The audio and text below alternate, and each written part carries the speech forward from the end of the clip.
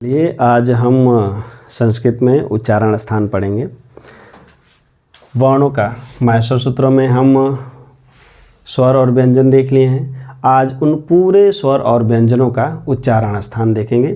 किस वर्ण का कौन सा उच्चारण स्थान। पहले तो हम उच्चारण स्थान जान लेते हैं। उच्चारण स्थान किसको कहते हैं?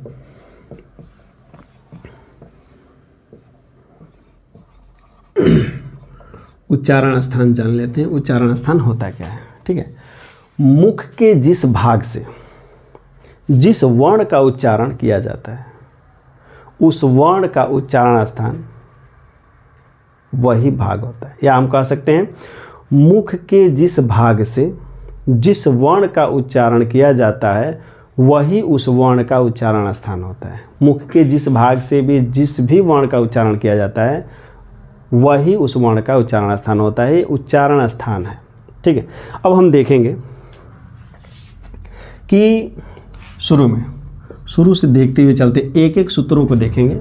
सूत्र से ही हम उच्चारण स्थानों को जानेंगे। ठीक है, पहला सूत्र आता है उच्चारण स्थान में अकूह विसर्जनीयानाम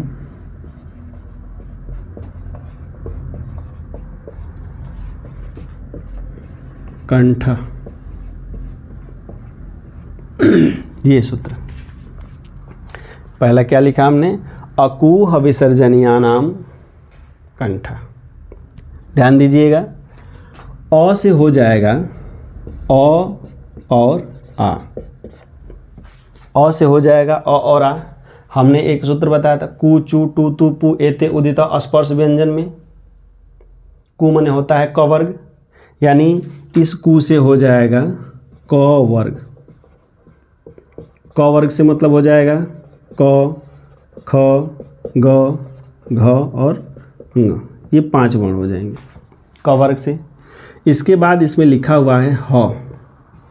ये ह हो जाएगा विसर्जनीयानाम। विसर्जनीयानाम का मतलब होता है विसर्ग, यानी अ। ये वर्ण हो जाएगा। ये जितने भी वर्ण हैं ये कहाँ से बोले जाते हैं? ये बोले जाते हैं कंठ्य। कंठ्य वर्ण कहे जाते हैं। कंठ से बोले जाने वाले वर्ण कहे जाते हैं। ठीक है, हमने क्या देखा? अकूह विसर्जनीयानाम कंठ। अ मने होता है अ और आ दोनों आएगा इसमें। कु मने होता है क वर्ग, यानी क ख ग घ ङ। ठीक है, ह विसर्जनीयानाम मने होता है विसर्ग। ये सभी वर्ण जो हैं वो कहाँ से बोले जाएंगे? तो कंठ से बोले जाएंगे। बोल देगा, ह का उच्चारण स्थान क्या है? कंठ। ङ का उच्चारण स्थान क्या है? फंस जाएगा काम। ङ का उच्चारण स्थान है। ठीक है, अब थोड़ा देखिएगा, पूछ लिया ङ का उच्चारण स्थान क्या होगा? पहला चीज ये है कि ये कंठ भी है। कंठ है प्लस ये क्या है? अनुनासिक वर्ण भी है। मुख और नासिका दोनों से बोले जाने वाला वर्ण है। बताया गया था इसके पहले कि अंग जो है ये ङ वर्ण जो है ङ कंठ से भी बोला जाता है और नासिका से भी बोला जाता है। ठीक है, तो कंठ नासिका हो जाएगा इसका उच्चारण स्थान। यदि पूछा जाएगा केवल ङ का, बाकी इसका नहीं। ङ का कंठ दिया है परीक्षा में, यदि कंठ दिया है तो भी सही है, कंठ नासिका दोनों दिया है तो भी सही है। लेकिन यदि कंठ दे दे, कंठ नासिका दे दे, तो हम कंठ नासिका को लगाएंगे, क्योंकि कंठ और नासिका दोनों ही वर्ण, दोनों ही ये जो उच्चारण स्थान है वो इसको क्या करते हैं? पूरा करते हैं, इसके मानक को पूरा करते हैं। ठीक है, तो हमने देखा कि कंठ में कौन कौन से वर्ण होते हैं, या कंठ से बोले जाने, कंठ से बोले जाने वाले वर्ण। क बोलेंगे, कोई लिप्स वगैरह का इसमें यूज नहीं है। क, ख, ग, घ, ङ ये बोला जाएगा। ह, अह ये भी बोला जा रहा है। ह भी बोला जा रहा है तो भी कंठ से बोला जा रहा है। अह भी बोला जा रहा है तो भी कंठ से भी बोला जा रहा है। ठीक है, तो ये जो वर्ण है ये कंठ से उच्चारित होने वाले वर्ण है। ठीक है, ङ का चूंकि ये पंचमा अक्षर है, नासिका है, अनुनासिक वर्ण इसको बोला जाता है। और इस ङ का उच्चारण स्थान कंठ भी है, इस ङ का उच्चारण स्थान नासिका है, तो कंठ नासिका भी हो जाएगा, कंठ भी हो जाएगा, दोनों हो गए इसमें। ठीक है, अब दूसरा देखते हैं इसमें सूत्र, दूसरा उच्चारण स्थान। ठीक है, इसका जो दूसरा उच्चारण स्थान है वो ईचु यशानाम तालु। ईचु यशानाम तालु।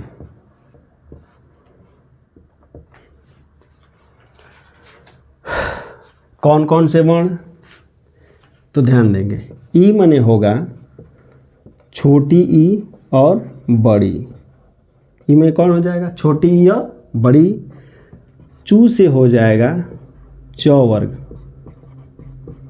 च वर्ग में आ जाएगा कौन कौन सा, च, छ, ज, झ और य, ये वर्ण आएंगे। य और श, ये हो जाएगा य, ये हो जाएगा श। ये सब कैसे वर्ण हैं, तालु यानी तालव्य वर्ण है, तालव्य वर्ण, तालु से बोले जाने वाले वर्ण है, तालव्य वर्ण बोले जाते हैं। ठीक है, ऐसे वर्ण या अक्षर जिनको तालु से, जिह्वा तालु को स्पर्श करती है, ऐसे वर्ण या अक्षर जिनको बोलने में जिह्वा तालु को स्पर्श करती है, ठीक है, उसे हम क्या कहते हैं, तालव्य वर्ण। और तालव्य वर्ण कौन कौन से हैं, ई, बड़ी, च वर्ग का सब, ठीक है, य और श, ये वर्ण होते हैं तालु यानी तालव्य वर्ण, तालु से बोले जाने वाले ये वर्ण होते हैं। इसमें फिर देखेंगे अंतिम जो ये वर्ण है पंचमाक्षर य, ये कैसा है, तो ये तालु से भी बोला जाएगा, ठीक है, प्लस नासिका भी है, नासिका से भी इसको बोला जाता है। ठीक है, तो तालु और नासिका ये दोनों हो जाएगा, इसमें इसका दोनों ही आएगा। यदि ऑप्शन में विकल्प में केवल तालु दिया है, तालव्य दिया है, तालव्य वर्ण, तो भी सही है, और नासिका दिया है तो भी सही, तालव्य नासिका इसका हो जाएगा। ठीक है, तो अब तीसरा देखते हैं। उच्चारण स्थान बहुत ही आसान है, एक बार सूत्रों को बढ़िया से समझ लिए, ठीक है, तो उसके बाद कभी भूलेगा नहीं।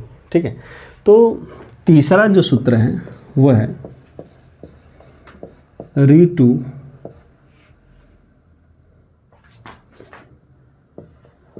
रसाणाम मूर्धा।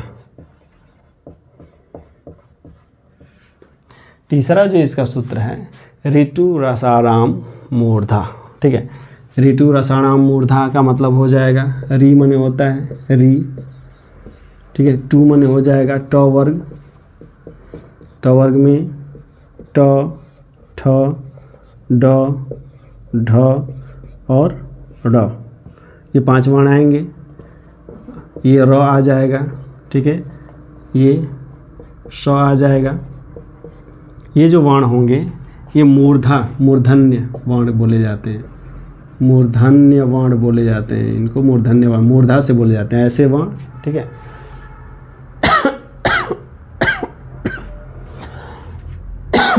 ऐसे वर्ण या अक्षर, ठीक है ना, जो मूर्धा से बोले जाते हैं वो है री, टवर के सभी वर्ण, र और स, ये मूर्धन्य वर्ण कहे जाएंगे। ठीक है, इसमें भी र जो है, इस र को मूर्धा से भी बोला जाता है और प्लस नासिका से भी बोला जाता है। ठीक है, तो ऐसे वर्ण, चूँकि ये पंचमाक्षर, जितने भी पंचमाक्षर हैं वो नासिक वर्ण है, अनुनासिक वर्ण है, तो मूर्धा और प्लस नासिका इन दोनों का ये भी हो जाएगा। ठीक है, अगला सूत्र देखेंगे।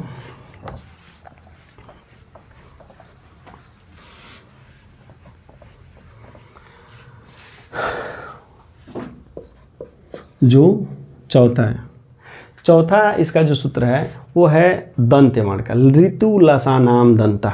ठीक है, ये हो जाएगा ऋ तु लसानाम दंता।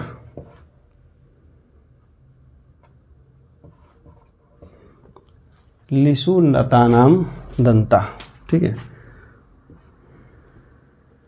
अब देखिए इसमें ये लृ तो हो जाएगा, तू मने हो जाएगा तो वर्ग, तो वर्ग से मतलब हो जाएगा त, थ, द, ध और न, ये हो जाएगा, ये हो जाएगा ल और ये हो जाएगा श।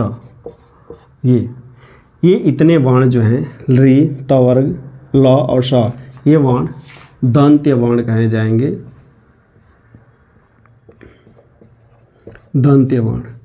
ठीक है, ऐसे वर्ण या अक्षर, ठीक है ना, जो दांत से बोले जाते हैं। दांत माने जिह्वा दांत को स्पर्श हल्के से करती है तो ये वर्ण उच्चरित होते हैं। ऐसे वर्णों को हम दंत्य वर्ण या दंत्य वर्ग का वर्ण कहे जाएंगे, दंत्य वर्ण कहेंगे।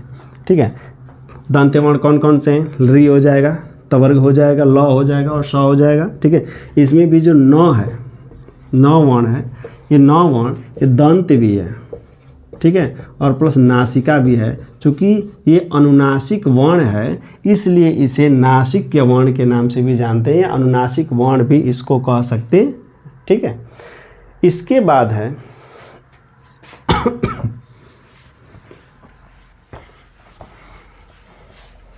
जो इसके बाद है सूत्र, वो है उपु पद्मानीयानाम ओष्ठौ।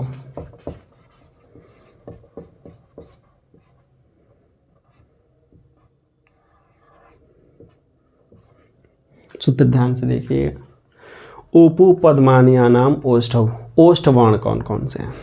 ठीक है, ओष्ठ वर्ण, ओष्ठ वर्ण कौन कौन से हैं? ऐसे वर्ण जो इनको ओठ से बोला जाता है।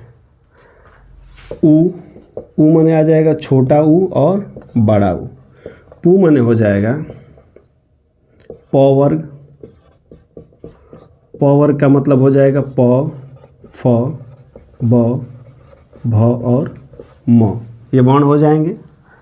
और उपधमानीय, उपधमानीय हमने बताया था प और फ के पहले आधे विसर्ग की स्थिति वाले जितने भी वर्ण हैं इनको हम उपधमानीय बोलते हैं। ठीक है, छोटा उ और बड़ा उ, प वर्ग यानी प, फ, ब, भ, म, और उपधमानीय वर्ण यानी प, फ के पहले आधे विसर्ग की स्थिति। आधे विसर्ग की स्थिति का मतलब ये विसर्ग होता है, इसको आधा नीचे से मिटा दीजिए, ठीक है, और आधा ऊपर से मिटा दीजिए, हो गया ना आधे विसर्ग की स्थिति।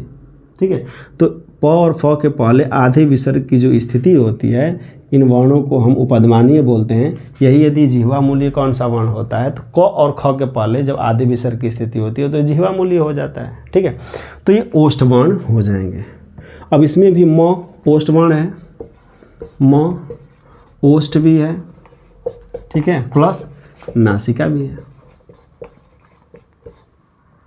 अब होठ को दूर करके म बोलें, म बोल के दिखाइए, नहीं बोल पाएंगे। प बोल के दिखाइए, नहीं बोल पाएंगे। ठीक है, होठों को गोल करेंगे तो ऊ बोलेंगे। अब होठों को अंदर खींच के ऐसे करके ऊ बोलिए, नहीं बोल पाएंगे, ई बोलाएगा। ठीक है, होठों को अंदर करके बोलेंगे ऊ तो ऊ नहीं बोल पाएंगे, ऐसे करके बोलेंगे ऊ तो नहीं बोल पाएंगे। ठीक है, छोटा ऊ बड़ा ऊ माने ओष्ठ से उच्चरित होने वाले कौन कौन से वर्ण हैं? छोटा ऊ बड़ा ऊ, प वर्ग, ठीक है, और उपधमानी, ऐसे वर्ण ओष्ठ से उच्चरित होते हैं। ठीक है,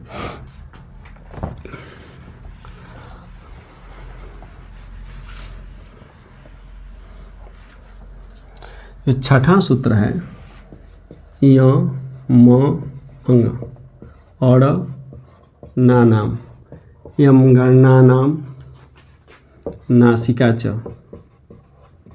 नासिका च माने होता है और, मैंने कह रहा है कि य म अंग अड़ और य म अंग अड़ और च माने और, न भी नासिका है। नासिका माने नासिक्य वर्ण है।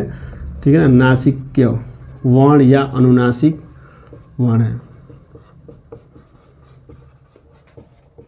या अनुनासिक वर्ण है। ये जो 5 अक्षर हैं य, ठीक है, म, अंग, अड़ और न, ये 5 अक्षर नासिका से बोले जाते हैं। मुख और नासिका, अनुनासिक या नासिक या वर्ण कौन सा होता है?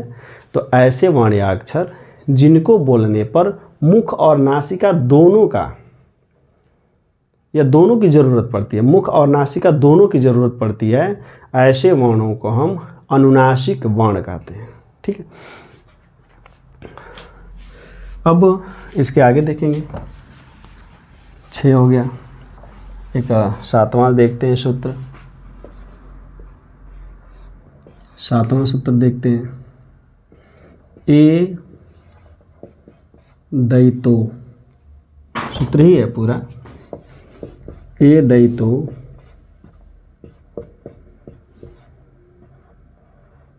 ठीक है, ये सूत्र है इसका। ठीक है, ए दयितो कंठ तालु, कंठ तालु, कंठ और तालु। ए मतलब ए, दई में ऐ है यानी ऐ, ए और ऐ, ये जो 2 वर्ण हैं इनको हम क्या बोलते हैं? इनको हम कंठ तालु बोलते हैं। जैसे कैसे कंठ और तालु 2 वर्ण इसमें जुड़े कैसे? कंठ भी जुड़ा, तालु भी जुड़ा, कैसे जुड़ा? ठीक है, तो देखिए ए जो है यह मिश्रित स्वर है। मूल स्वर और मिश्रित स्वर बताए थे। और बना कैसे है? तो ये ए बना है अ और ई से। ए जो है अ और ई से बना है। अ का उच्चारण स्थान कंठ, ई का उच्चारण स्थान तालु, तो दोनों को मिला करके तो ए बना ना, तो दोनों का उच्चारण स्थान क्या हो जाएगा? कंठ तालु। और जब ए कंठ तालु होगा तो ऐ कैसे बना? तो ऐ बना है, ठीक है भाई, ए अ धन ए से बना है, अ धन ए भी कह सकते हैं, ए धन ए भी कह सकते हैं। ठीक है, ए धन ए भी कह सकते हैं। ठीक है, तो ऐ बना है दोनों। ठीक है, दोनों रूप। ठीक, ये भी कंठ है, ये कंठ तालु है। ठीक है, तो दोनों वर्ण हो गया ना कंठ तालु। ठीक है, तो हमने देखा ना कि ये कंठ तालु कहाँ से बने हैं? तो जो वर्ण का जो मूल स्वर है, मूल स्वरों के उच्चारण स्थान को ही इसमें जगह दी जाती है। ठीक है, तो ए दयितो कंठ तालु। ठीक है, अब अगला हो जाएगा जो इसका 8वां जो सूत्र है, ठीक है, वो हो जाएगा ओ दौतो, ओ दौ तो। ठीक है, ओ दौतो इसमें हो जाएगा ओ दौतो कंठ ओष्ठम, कंठोष्ठम।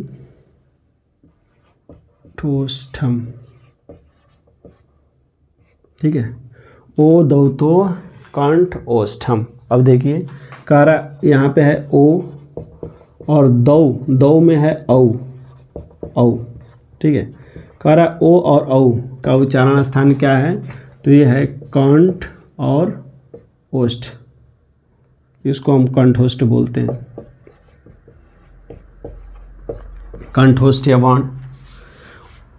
अब ओ और ओ कैसे बना है? कंठ और ओष्ठ। ठीक है, अ धन उ बराबर ओ हुआ है। और जैसे ओ को हम बनाएंगे अ धन उ बराबर ये ओ बना है, ये है कंठ। और उ क्या है? उपदमानीय नाम, उपपदमानीय नाम ओष्ठौ, ये सूत्र है ना एक ठो। इसके पहले वाली वीडियो में हमने बताया होगा, या हाँ इसके पहले वाली वीडियो में बताया होगा, उपदमानीय नाम ओष्ठौ, या इसी में बताए होंगे। ठीक है, तो उसमें हमने बताया था कि अ उ छोटा उ, हाँ छोटा उ और बड़ा उ, छोटा उ और बड़ा उ जो होता है ये होता है उच्चारण स्थान में, ठीक है, ओष्ठ का भाग। ठीक है, तो इसमें जो है ओ है और उ से मिला हुआ है, तो तो ये ओष्ठ हो जाएगा, ठीक है। ओ में अ कंठ हो जाएगा, उ ओष्ठ हो जाएगा, दोनों मिल करके क्या हो जाएगा, कंठोष्ठ। तो ओ और औ दोनों क्या हो जाएगा, कंठोष्ठीय वर्ण हो जाएंगे, ठीक है। एक और आता है, ठीक है, वकारस्य। वकारस्य